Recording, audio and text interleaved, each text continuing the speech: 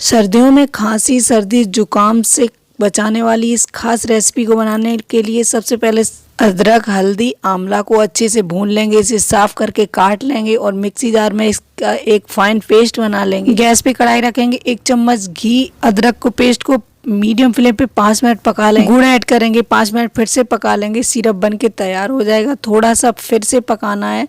इस तरह से देख लेंगे, जमने की कंसिस्टेंसी में आ जाए इसे थाली पर ग्रीस करके जमा देंगे। बचे हुए पेस्ट को चलाते हुए ठंडा कर लेंगे। इसके गटागट बना लेंगे पिसी हुई चीनी में। इस तरह से मिला देंगे, गटागट बनके तैयार हो जाएंगे। पूरा वीडियो देखने के लिए मेरे चैनल पे जाके मेरा पूरा वीडियो